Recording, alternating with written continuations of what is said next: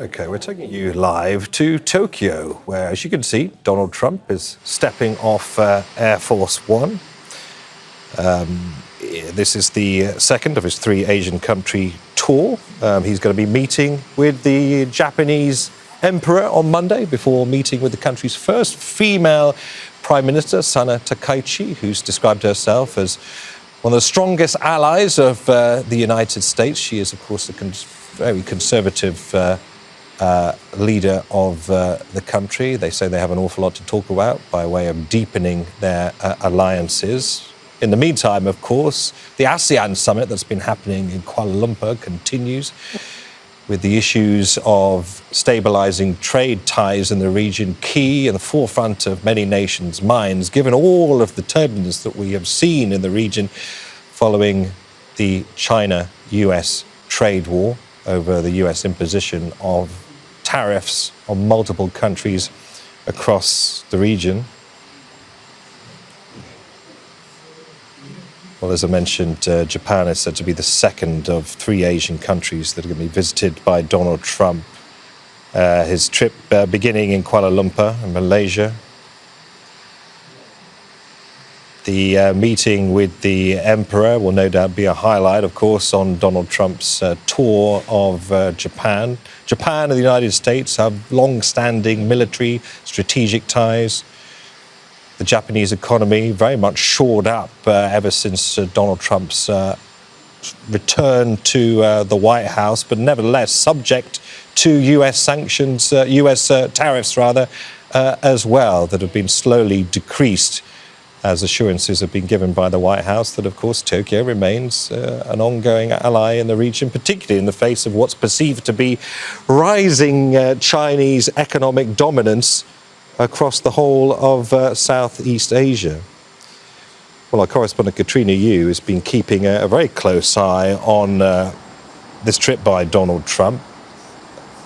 Katrina, Donald Trump's first trip to Asia in his second go as president.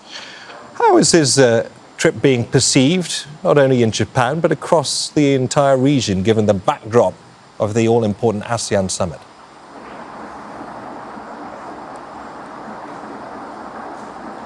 Well, I think there's a lot of optimism as to what Trump will bring, the focus he will bring during his talks.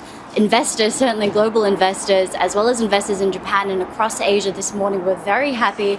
They're quite optimistic that Trump's visit will manifest into some gains specifically for the Japanese economy.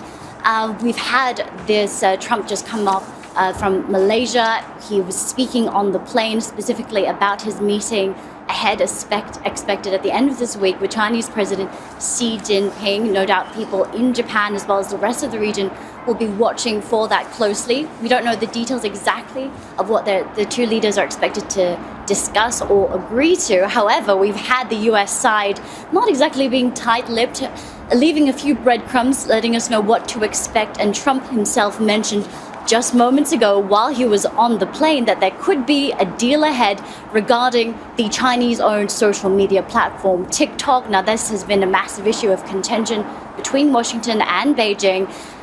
Negotiators on both sides were trying to hammer out a deal weeks ago. We didn't hear anything of that. So finally, that might be one of the expected outcomes from his talk with Xi Jinping on Friday. US Treasury Secretary Scott Bessent also discussed the issue of rare earths. Now, China has announced that it will enhance its export control regime of rare earth minerals. It dominates this industry across the world, something the US is very upset about.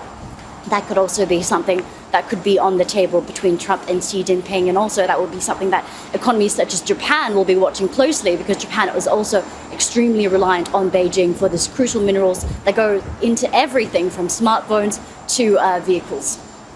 Katrina, let's focus on the TikTok deal, because the indication is from Donald Trump that an agreement could well indeed be signed, that is indeed the direction of travel when it comes to TikTok. I mean, please remind us of the significance of what a deal of that nature would mean, given how ubiquitous TikTok is as a social media platform across the world.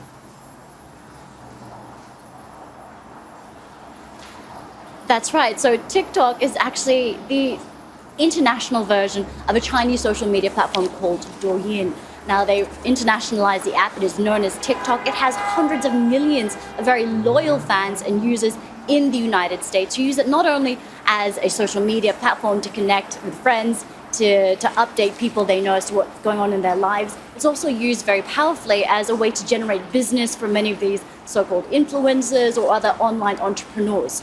Now, the issue that Washington has, and many other governments indeed have with TikTok, is that as a Chinese-owned platform, these companies are beholden to the Chinese Communist state when it comes to security issues. So Washington has been concerned now for years that there is some sort of backdoor that exists within TikTok which allows the Chinese Communist Party to have access to the data and information of its American users. So what has been discussed is that the US would like China, or it's forcing China essentially, to sell this app to an American user to have all of its data secured in the United States.